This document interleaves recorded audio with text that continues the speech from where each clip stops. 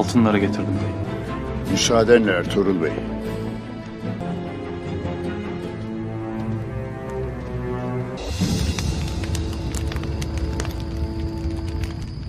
Hepsini öldürün. Kadınları da elbette.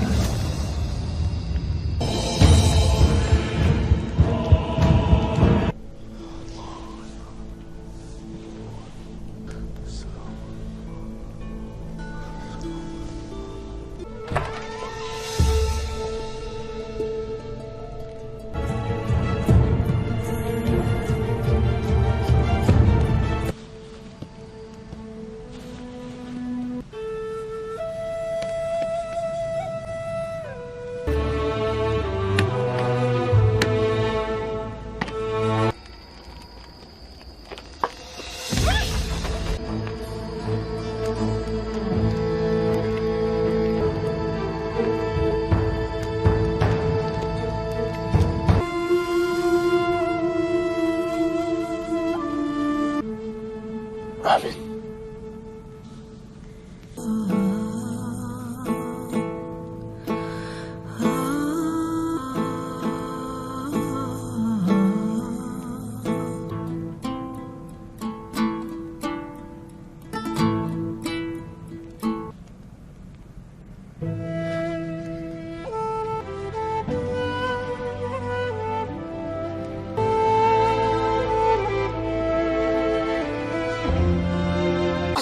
नाज़रीन, आज की इस वीडियो में हम बात करने वाले हैं अर्तुगरुल गाजी सीजन 3 एपिसोड 17 की। तो चलिए नाज़रीन शुरू करते हैं। इस वीडियो की शुरुआत में आप देखेंगे अर्तुगरुल भाई खेमे में दुंदार से कहते हैं, मेरे जाने के बाद कबीले के रहनुमाई दुंदार तुम संभालोगे, अगर मुझे कुछ हो गया। दुंदार तभी बीच में बोल पड़ता है और कहता है, ए खुदारा ऐसा ना कहे भाई, आपका बगैर हम क्या करेंगे। अर्तुगरुल भाई कहते हैं, सुलेमान शाह के बेटे दुंदार, एक सरदार कभी खौफजदा नहीं होता, वो अपने कबीले की हिफाजत करता है चाहे कुछ भी हो जाए। अगर मुझे कुछ हो गया तो जिम्मेदारी तुम्हारे ऊपर आती है। दुंदार कहता है, हमारे बारे में परेशान मत हो भाई। फिर अर्तुगरुल भाई बाहर मरकजी खेमे में आ जाते हैं, जहाँ जानदार कहता है, हमने चीजों को बेहतर करने की कोशिश की और अब ये लानत हमारे ऊपर आ पड़ी है। अलियार कहता है, आपके पास लाजिम कोई मंसूबा होगा अर्तुगरुल साहब, हमें भी उसमें शामिल कर लें। अर्तुगरुल भाई कहते हैं, वह बहुत घटिया लोग हैं अलियार साहब, वो सोने के लिए कुछ भी कर सकते हैं, वो चाहते हैं कि मैं अकेला हूँ, इसके अलावा मुझे उनके ठिकाने का भी नहीं पता, वो मुझे रास्ते में मिले थे। अलियार कहता है, मैं कल बाजार जाऊंगा और उस कमीने के बारे में हर किसी से मालूम करूंगा कि वो कहाँ छुप सकता है। जानदार कहता है, आपने अपनी बीवी और मेरी बेटे के लिए अपनी जिंदगी दांव पर लगा दी है, मैं आपका ये एहसान कभी नहीं बोलूंगा अर्तुगरुल साहब। अर्तुगरुल भाई कहते हैं, शुक्रिया जानदार साहब। इतने में जानदार का सिपाही कोतलुजा सोने से भरा थैला लेकर वहाँ पहुँच जाता है। जानदार कहता है, अब मुझे इजाजत दीजिए अर्तुगरुल साहब। रोज अब खड़े हो जाते हैं। जानदार कहता है, अल्लाह आपकी मदद फरमाए और कामयाब करे। ये कहकर जानदार और अलियार बाहर चले जाते हैं। उनके जाने के बाद अर्तुगरुल साहब कहते हैं, और क्यों गायब है और वो कोनिया क्या कर रहा है, इन सवालों को जवाब हमें ढूंढने होंगे दुंदार। दूसरे जाने बामसी और कुछ सिपाही दुआंग के पास आते हैं और दुआंग की खैरियत मालूम करते हैं। इस बीच बामसी उन सबका हौसला बढ़ाने के लिए एक पुराना वाक्य सुनाता है, जिसे सुनकर सब पुरजोश हो जाते हैं और खुश होने लगते हैं। दूसरी जानिब फ्रांसिस को कहने लगता है, अर्तुगरुल बहुत खतरनाक आदमी है और वह बेवकूफ नहीं है, वो कल अकेला आएगा, लेकिन फिर भी हमें एहतियाती तदाबीर करनी होंगी। फिर वो एक आदमी से कहता है, कल तुम 4 आदमी ले जाकर आगो जाग के मुकाम पर वहाँ पर उसका इंतजार करोगे, बाकी लोग छुप जाएंगे। अगर वो अकेला नहीं आता तो सबको मार देना और इन औरतों को भी मार देना। दूसरी जानिब पेट्रो सीमन से कहता है, हम उनके बात तो नहीं सुन सके, लेकिन ये वाज़ेह है कि उन्होंने मिलकर ये काम किया है। सीमन कहता है, जिससे मेरा अंदाजा था इसके पीछे भी औराला होगा। मारिया कहती है, तो इसका मतलब है औराला अमांदा से हमारी जासूसी करवा रहा था, मैं उससे हिसाब लूंगी इसका। फिलिप्स कहता है, बहुत ज्यादा खून बहने वाला है। फिर मारिया कहती है, जब अर्तुगरुल को हकीकत का पता चलेगा तो वो औराल को मारने के लिए सब कुछ करेगा, और जब हम अमांदा को अर्तुगरुल के हवाले करेंगे तो बाकी काम खुद ब खुद आसान हो जाएगा। फिर सीमन पेट्रोस से कहता है, तुम अमांदा की दुकान पर मुसलसल नजर रखो, औराल वहाँ जरूर आएगा ताकि सूरत हाल के बारे में पता लगा सके। फिर वो फिलिप्स से कहता है, हम तुर्गुत पर एतमाद कर सकते हैं, आज मैंने अपनी आंखों से देख लिया है, उसको बिल्कुल भी तंग मत करना। ये सुनकर मारिया बहुत ज्यादा खुश हो जाती है। दूसरी जानिब तुर्गुत अपने कमरे में नमाज पढ़ रहा था और फिर अल्लाह से दुआ मांगता है, या अल्लाह हमारे कबीले और हमारे सरदार की हिफाजत फरमा, गुंदुस को जिंदगी अता फरमा और हलीमा सुल्तान को सही सलामत कबीले वापस कर दे। इतने में मारिया अंदर दाखिल होती है तो तुर्गुत अपनी दुआ तब्दील कर देता है और कहता है, या अल्लाह मुझे मेरे सिपाहियों का बदला लेने की हिम्मत अता फरमा। दूसरी जानिब अर्तुगरुल भाई दुआंग के पास पहुँचते हैं। दुआंग कहता है भाई मैंने कारा साचर के बारे में मालूमात हासिल कर ली है, सब दाखिली और खारजी रास्तों के बारे में पता लगा लिया है और ये भी पता लगा लिया है कि मुहाफिज कहाँ कहाँ खड़े होते हैं। अर्तुगरुल भाई कहते हैं तुमने हमारा काम बहुत आसान कर दिया है दुआंग, ये मालूमात वक्त आने पर हमारे बहुत ज्यादा काम आएगी। फिर बामसी कहता है कल हम आपको उन डाकुओं के पास अकेले कैसे जाने दे सकते हैं भाई। अर्तुगरुल भाई मुस्कुराते हुए कहते हैं अल्लाह हमारे साथ है बामसी। फिर बामसी अर्तुगरुल भाई के गले मिलता है। अर्तुगरुल भाई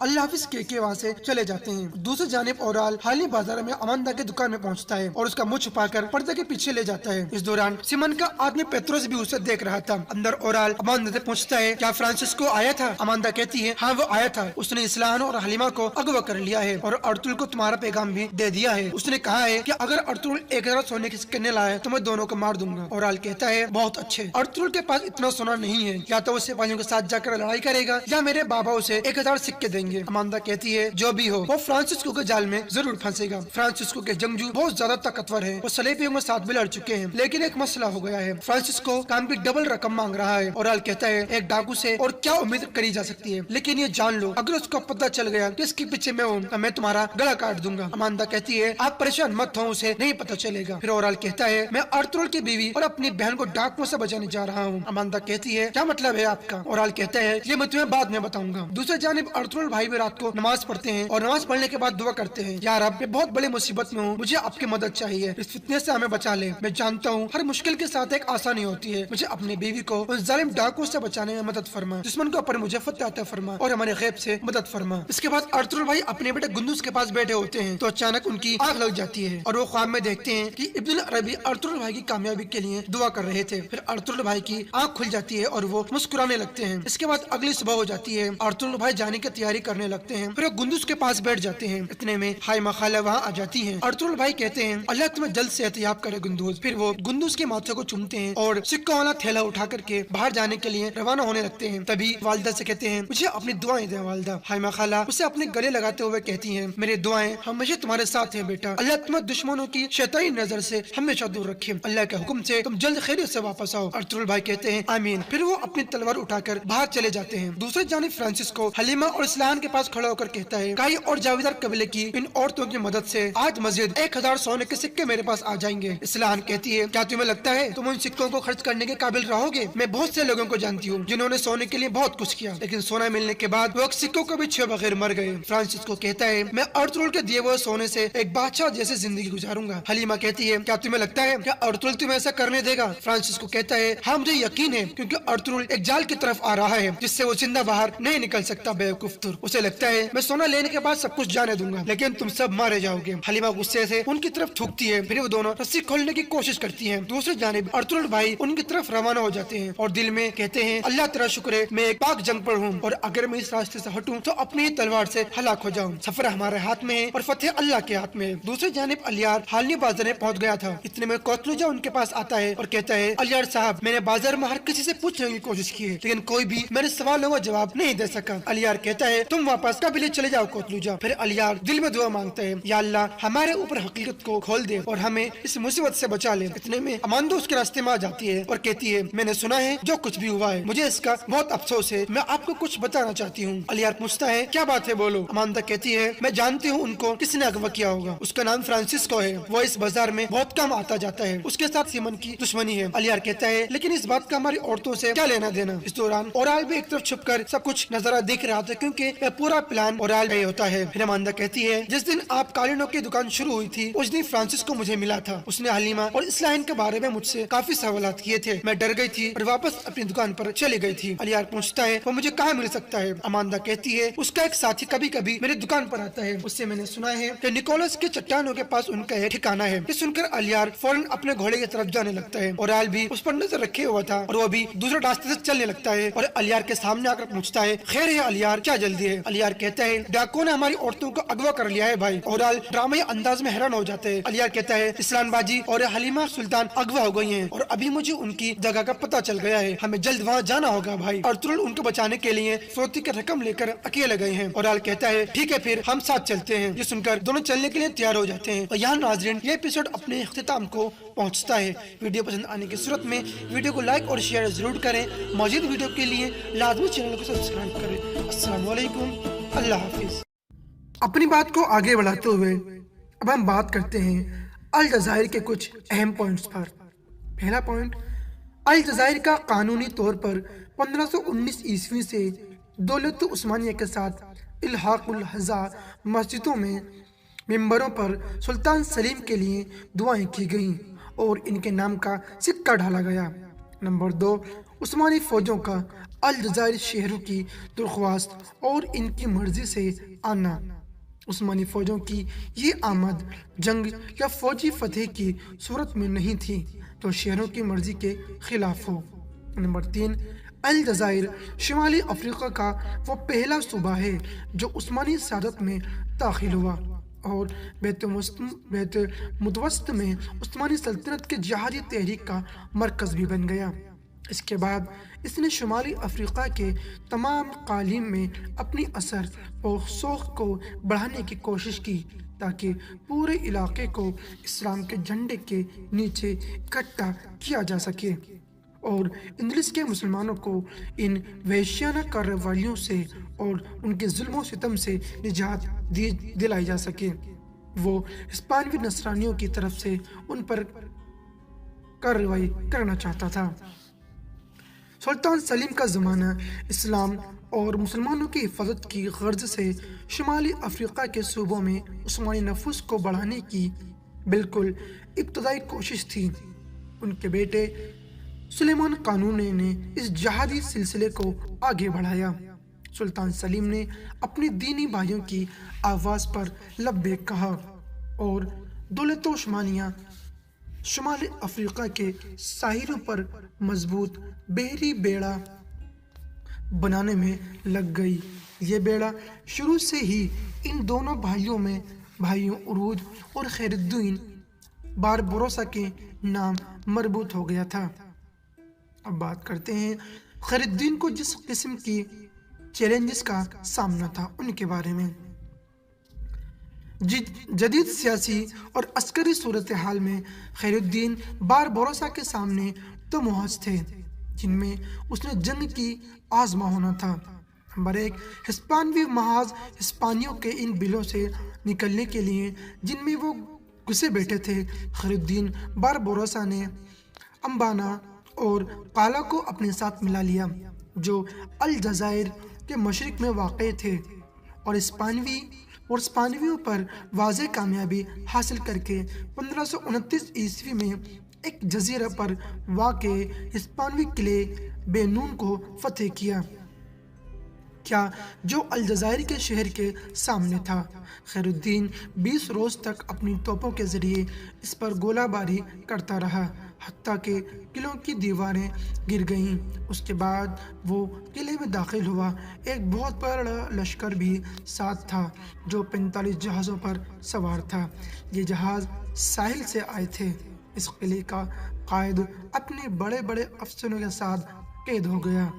1529 عیسوی کو خیر الدین کابینیوں پر قبضہ کرنا اس کو الجزائر کا نام دینے کی پہلی بنیاد شمار کیا جاتا ہے۔ اس تاریخ سے الجزائر کی بندرگاہ مغرب وسط کا بڑا دارالحکومت بن گیا بلکہ بعد میں پورے عثمانی شمالی افریقہ کا دارالحکومت بھی بن گیا اور الجزائر کی اصطلاح الجزائر کے صوبے کے لیے 18ویں صدی کے آخر تک استعمال ہوتی رہی۔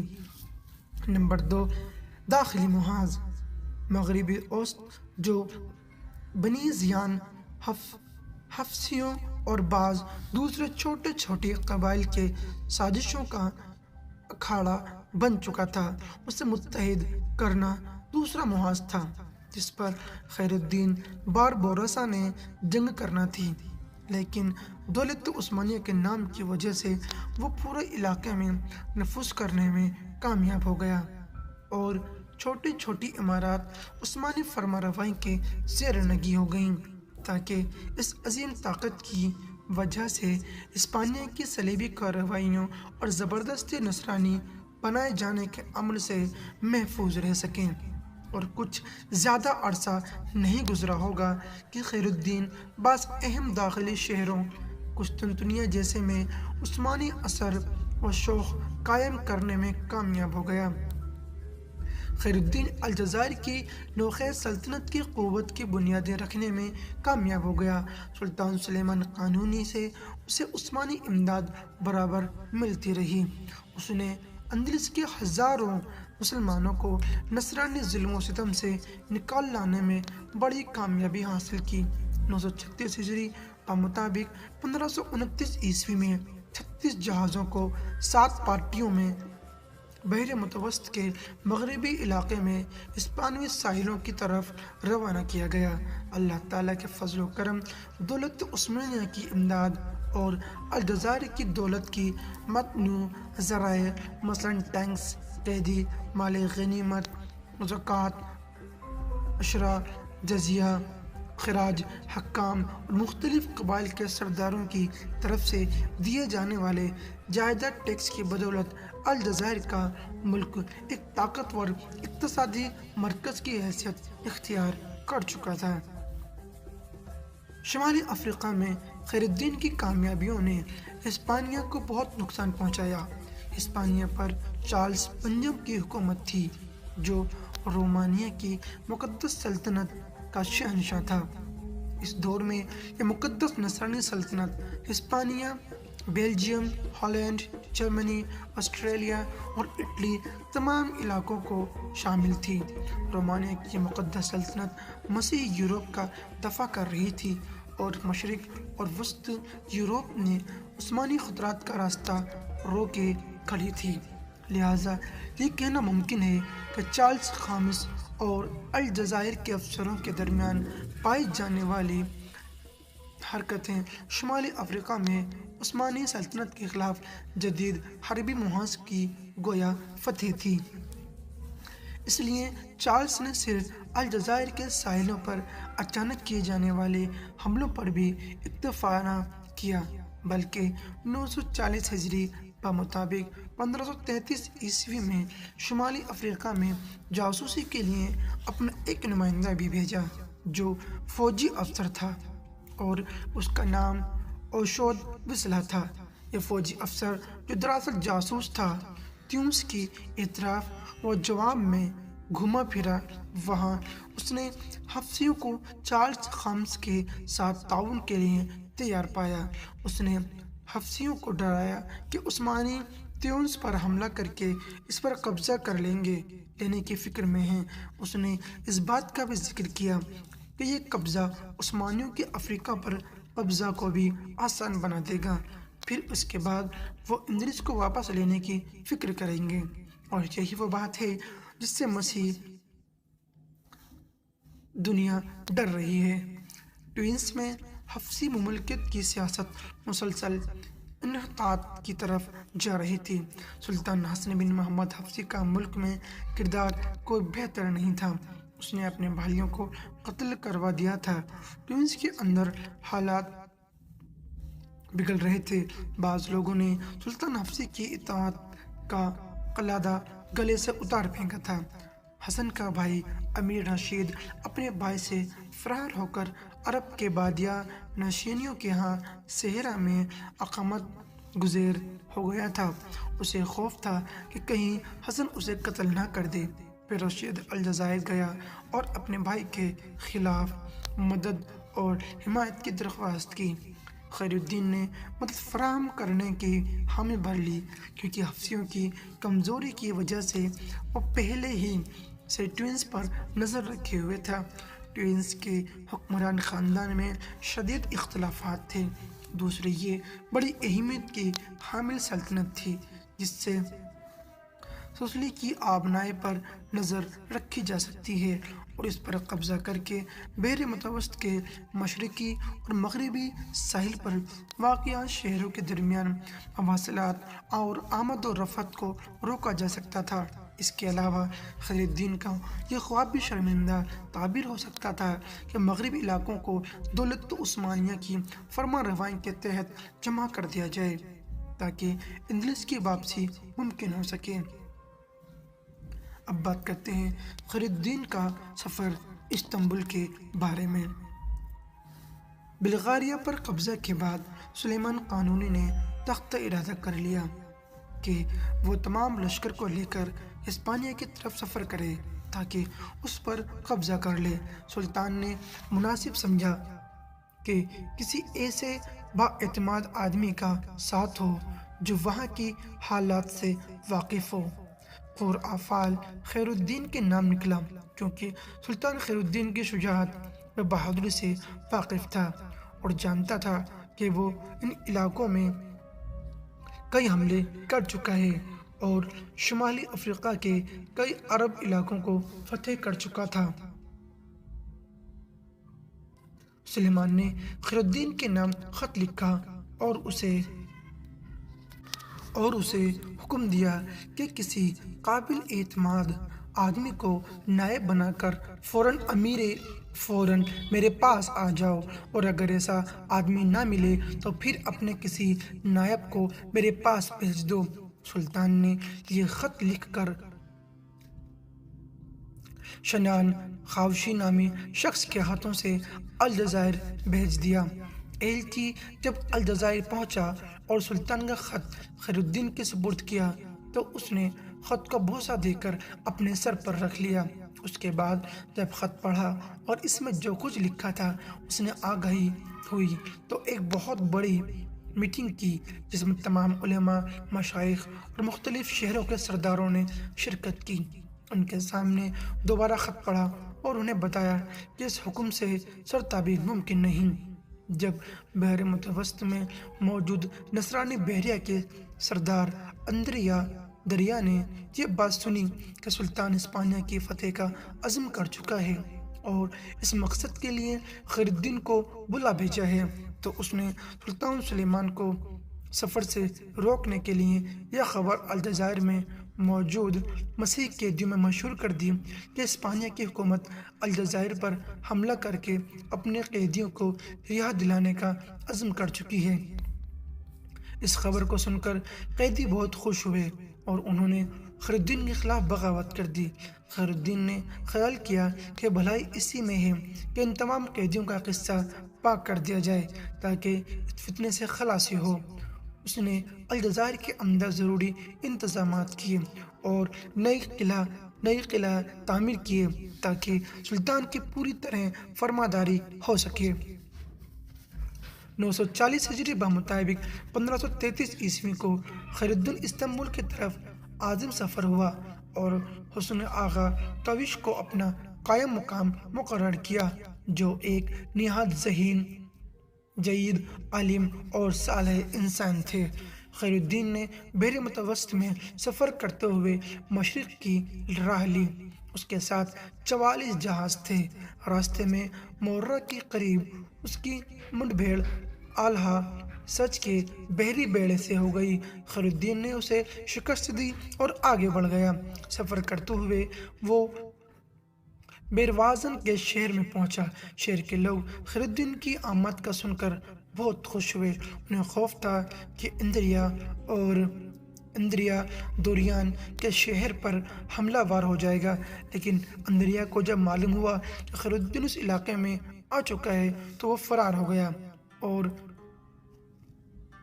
بیروازن سے بہت دور نکل گیا۔ خیر الدین یہاں سے بھی آگے بڑھتا گیا۔ اس کے بعد اس کے جہاز قلعہ اور اناوارانہ پہنچے، جہاں اچانک انہیں سلطان سلیمان قانونی کے بحری بیڑا نظر آیا۔ اس سے مل کر خیر الدین اور اس کے ساتھی بہت خوش ہوئے۔ پھر یہ قافلہ قرون پہنچا۔ یہاں سے خیر الدین نے سلطان کے نام خط لکھا، اسے اپنی آمد سے مطلع کیا اور حاضری خدمت ہونے کی اجازت طلب کی۔ سلطان نے اسے جواباً خط لکھا اور حاضری خدمت ہونے کی اجازت دی۔ خیر الدین نے قرون کو الوداع کہا اور مسلسل سفر کرتا رہا، حتیٰ کہ استنبول پہنچ کر لنگر انداز ہو گیا۔ اس دور میں یہ معمول تھا کہ جب بھی کوئی خوشی کی خبر ہوتی تھی تو توپوں سے گولے داغے جاتے تھے۔ خیر الدین دربار میں حاضر ہوا اور سلطان کے سامنے کھڑا ہو گیا۔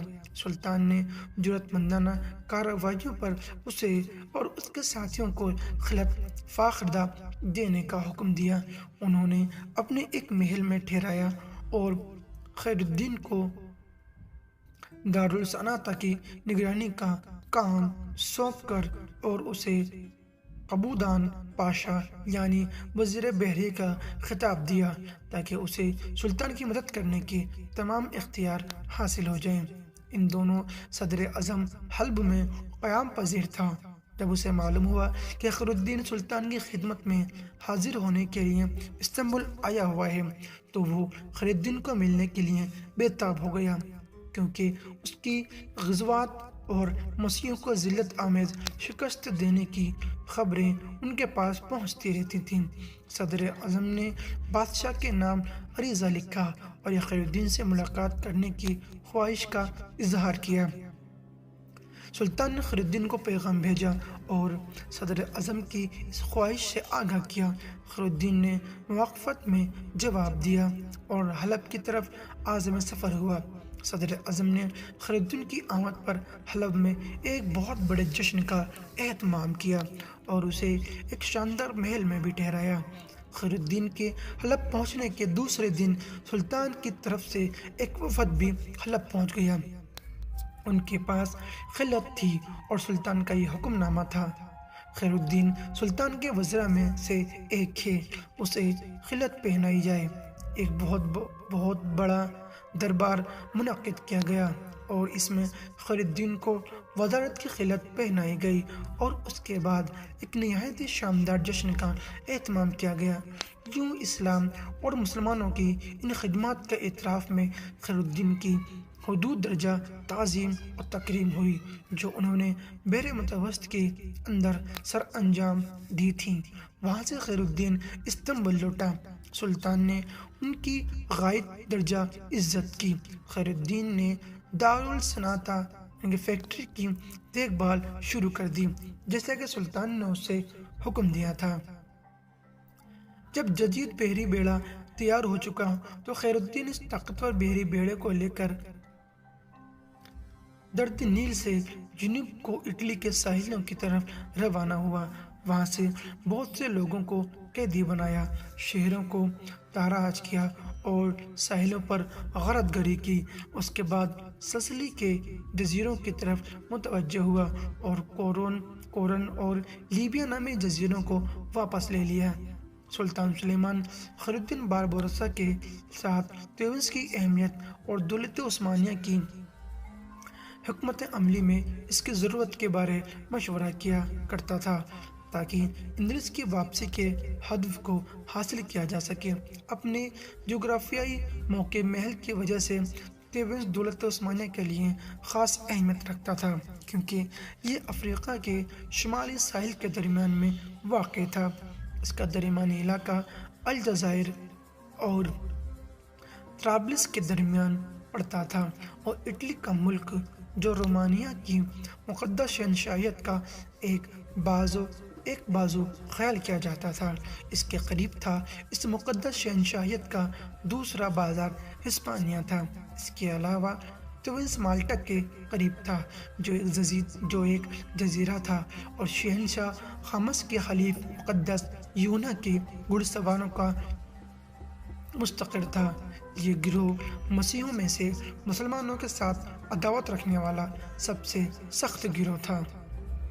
حدود درجہ کا متعصب اور ہمیشہ مسلمانوں کو نقصان پہنچانے کے در پہ رہتا تھا۔ پھر بحر متوسطہ میں بحری مواصلات کو کنٹرول کرنے کے لیے تیونس کی بندرگاہیں روشن امکانات کا مہیا کرتی تھیں۔ ان تمام عوامل کی دولت تیونس کی عسکری اہمیت بہت زیادہ بڑھ گئی تھی۔ اٹلی کے جنوبی ساحلوں اور سسلی کے جزیرے پر حملہ ور ہونے کے بعد خیر الدین کے سامنے دوسرا اہم مرحلہ تیونس کا تھا، تاکہ اندلس کو واپس لینے کے لیے مقدمۃ الحبیش کی تھی، جیسا کہ گزشتہ سطور میں گزر چکا ہے۔ خیر الدین باربروسا نے سلطان کے نام اپنے خط میں اس طرف اشارہ کیا تھا۔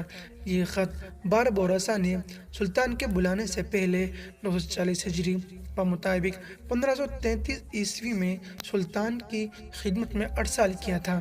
خیر الدین نے کہا تھا اگر مجھے اشتراک عمل کی سعادت نصیب ہوئی تو میرا ہدف نہایت ہی تھوڑے وقت میں ہسپانوی فوجوں کو افریقہ سے نکال باہر کرنا ہے۔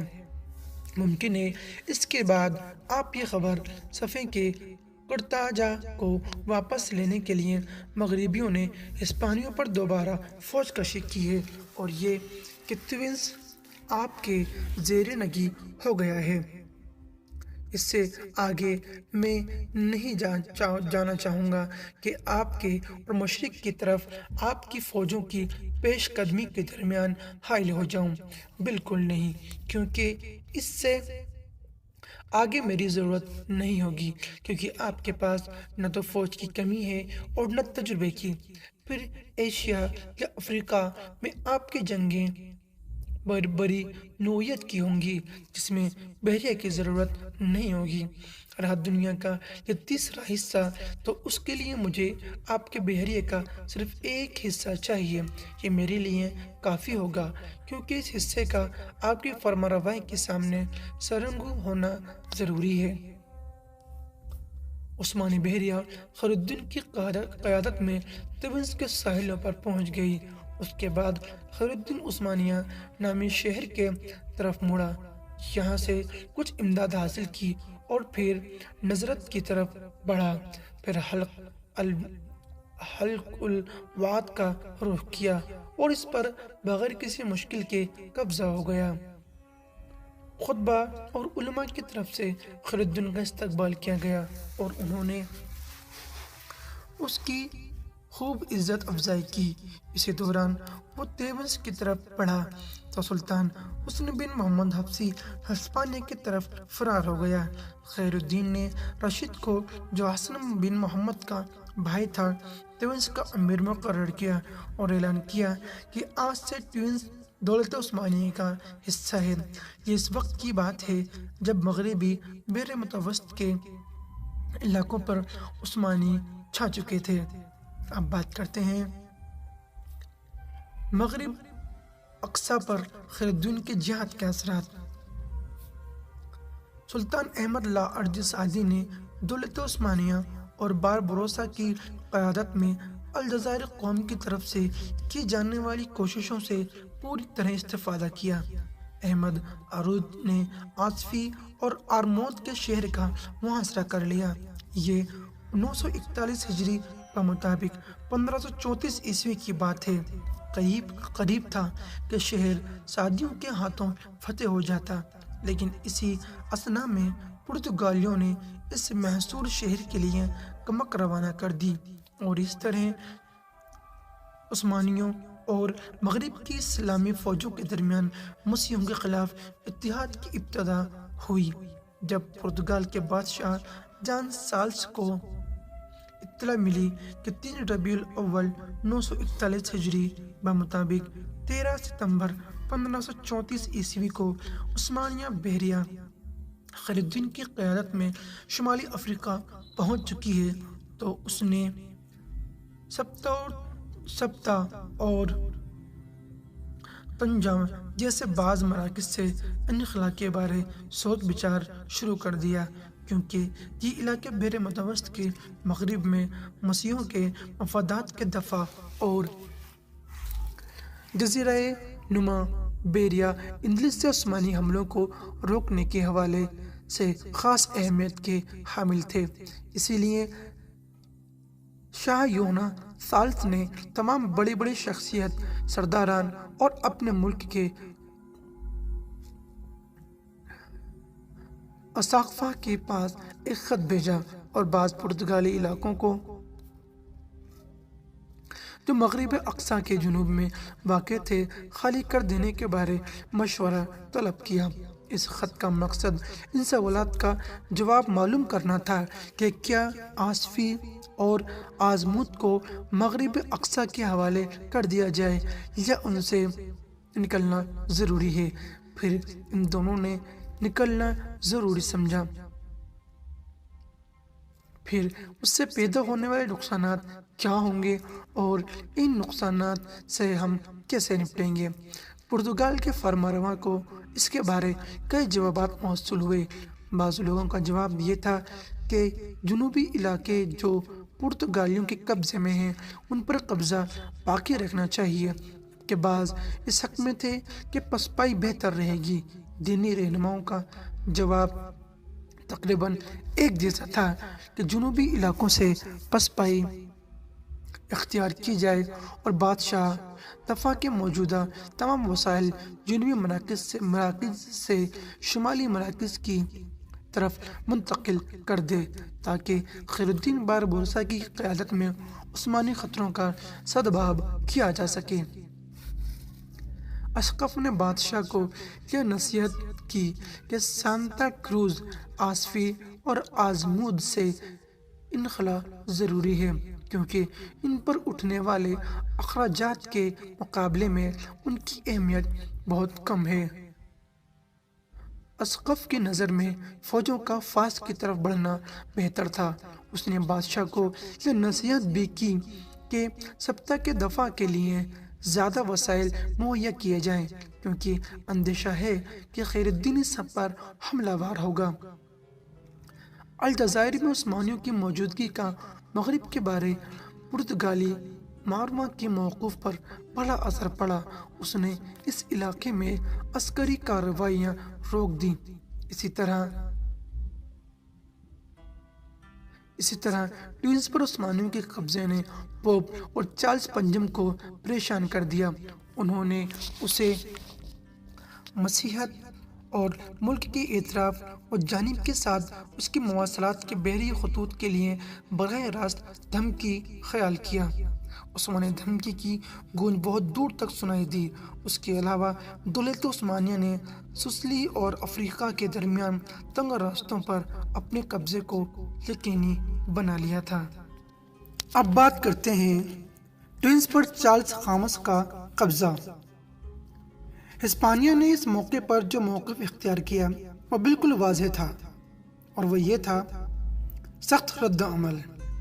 دولت عثمانیہ بلاد فارس میں شیعہ روافظ کے ساتھ جنگ میں مشغول ہو گئی، حالانکہ ادھر یورپ میں حرکتیں پورے زوروں پر تھیں۔ فرانس کے بادشاہ فرانس اوول نے چارلس پنجم سے وعدہ کیا کہ وہ اس معاملے سے الگ تھلگ رہے گا۔ چارلس سوچ بچار کرنے لگا کہ شمالی افریقہ میں کس طرف کا رخ کرے، الجزائر کا یا ٹوینس کا، لیکن سلطان حسن بن محمد حفصی کی درخواست اور استنبول کے ٹوینس سے عملی دخل کو ختم کرنے کی رغبت نے چارلس پنجم کو ٹوینس پر حملہ کرنے کی طرف مائل کر دیا۔ چارلس خامس نے ایک بہت بڑی بحری کارروائی کی اور اس کے خود قیادت کی، جس میں 30,000 ہسپانوی، ہالینڈی، جرمنی، بابلسی، سقبلی سپاہیوں نے حصہ لیا۔ یہ لوگ 500 جہازوں پر سوار تھے۔ بادشاہ برسلونا کی بندرگاہ سے جہاز پر سوار ہوا۔ جب اس کے جہاز ٹوینس کے سامنے لنگر انداز ہوئے تو طرفین میں سخت مور رکھے ہوئے، اور بالآخر 942 ہجری بمطابق 1535 عیسوی کو ہسپانیہ کا ٹوینس پر دوبارہ قبضہ ہو گیا۔ اس کی وجہ یہ تھی کہ خیر الدین کے پاس اتنی فوج نہیں تھی کہ وہ اس حملے کو روکتا۔ اسلامی لشکر کی تعداد 7,000 عثمانی سپاہی جو خیر الدین تک پہنچ پائے تھے، اور تقریباً 5,000 ٹوینس کے رہنے والے لوگ تھے، جبکہ عرب جہاد سے پیچھے رہے۔ الغرض چارلس نے ٹوینس کی بندرگاہ خلق الواد کے قلعے پر قبضہ کر لیا اور حسن بن محمد کو اس کا حاکم مقرر کر دیا۔ چارلس اور حسن کے درمیان طے پائے جانے والے اس معاہدے کے مطابق بونا اور مہدیہ ہسپانیہ کی ملکیت میں دے دیے گئے۔ ہسپانیوں نے بونا پر تو فوراً قبضہ کر لیا، لیکن مہدیہ عثمانیوں کے قبضے میں رہا۔ اس وجہ سے حسن اپنا کیا گیا وعدہ پورا نہ کر سکا۔ اس پر ہسپانیہ نے شرط عائد کی کہ وہ طرابلس میں یوحنا مقدس کے گھوڑے سواروں کا حلیف اور مددگار ہوگا۔ عثمانیہ کو ہمیشہ دشمن سمجھے گا اور کم سے کم 2000 اسپانیوں کی اخراجات پوری کرے گا جو حلق الواد کے قلعے میں بطور محافظ رہیں گے۔ چارلس پنجم اس کے بعد اسپانیہ لوٹ آیا اور جس وقت سلطان سلیمان قانونی بلاد فارس میں رافضی شیعوں سے برسر پیکار تھا، چارلس اپنے فتح مند لشکروں کا استقبال کر رہا تھا۔ اب بات کرتے ہیں خیر الدین کی الجزائر کی طرف واپسی کی۔ ٹیونس میں شکست کھانے کے بعد خیر الدین الجزائر واپس آ گیا۔ پہلے وہ قسطنطنیہ کا شہر ٹھہرا، پھر یہاں سے ہسپانیہ کے خلاف کسی اور محاذ پر جنگ کرنے کی تیاریاں کرنے لگا۔ اب خیر الدین کے لیے لازم ہو گیا تھا کہ وہ ہسپانیہ سے اس شکست کا بدلہ لے۔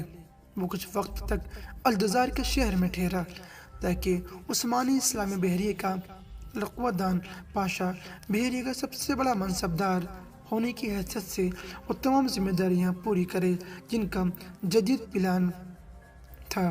اب اس کے لیے ضروری تھا کہ وہ چارلس پنجم کو اپنی موجودگی کا احساس دلائے اور اسی طرح کی ایک کاری ضرب لگائے جس طرح کی کاری ضرب وہ کھا چکا تھا۔ اس نے ہسپانیہ کے بلیار نامی جزیروں اور اس کے جنوبی ساحلوں پر حملہ کر دیا اور جبل طارق کی آبنائے کو عبور کر کے امریکہ سے واپس آنے والے ہسپانوی اور پرتگالی جہازوں پر جھپٹ پڑا جو سونے اور چاندی سے لدے ہوئے تھے۔ اس واقعے نے پورے